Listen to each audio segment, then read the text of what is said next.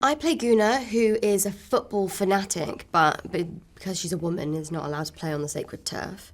And she stumbles across this caveman, Doug, who is a bit of a loose end when the Bronze Age in which she lives wants to take over his valley.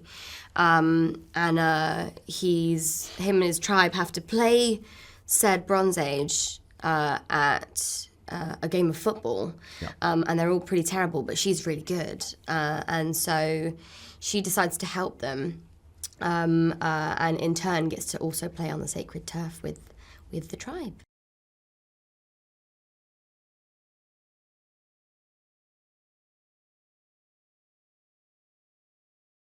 So Lord Nooth is the governor of the Bronze Age town, and he is kind of, apart from being physically very big, he is very pompous and puffed up and frustrated and self-important, and he's kind of the villain of the piece in lots of ways. He wants to, he's got a sort of ploy to get as much bronze as he can, elevate his own status, and use the early man tribe to work down the mines to find more bronze.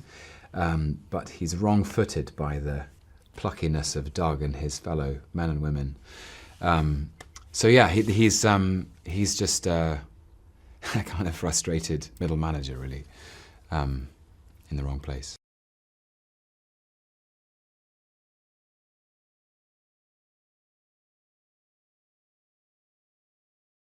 From an actor's point of view, the main difference is that your facial expressions and your body language has been stripped away, and you're forced to use your voice and only your voice, which sounds easier than it is. I think I rely a lot on my facial expressions and my body language when conveying particular emotions, and then, you know, when you're in the booth and you're trying to channel it all into your voice and you listen to it back and you think, actually, that doesn't sound anything like I would have thought it did. So it's just a completely new set of skills that I had to learn, but thoroughly enjoyed doing. And Nick is so wonderful at getting the right performance out of you and staying with it, and just extremely encouraging, and knows.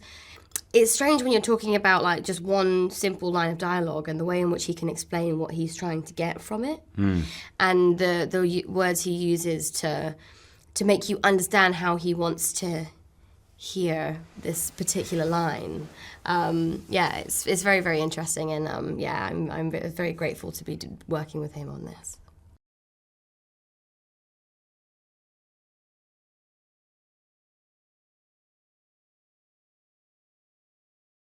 Yeah, I think it's the challenge is in finding the vocal energy to match the larger-than-life physical energy of these clay characters, because there's something unnaturalistic about the vocal performance, especially Nooth, who is larger than life in so many ways.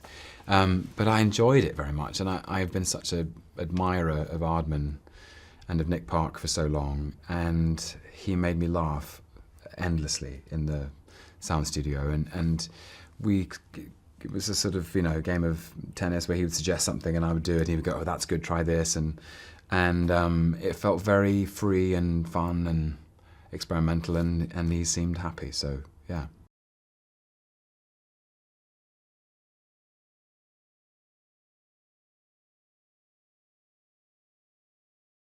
I'm from Bristol, which is where the Aardman Studios is based, so it's been kind of surreal, to be honest. I grew up so hooked on these films that I actually tried to make my own stop-motion little clips, I guess. I don't even know if they'd be clips. It'd probably be maybe like 10 pictures. But yeah, I was just so inspired by these films from a very, very young age, and it really is just surreal and a dream come true. And seeing Guna for the first time, the puppet, was a really, really special moment for me. And yeah, I think it's a lot of people's dream to have a little, well, either to have like a version of themselves in the Aardman world, or to, you know, have their own character that they bring to life. It's special. It's really special.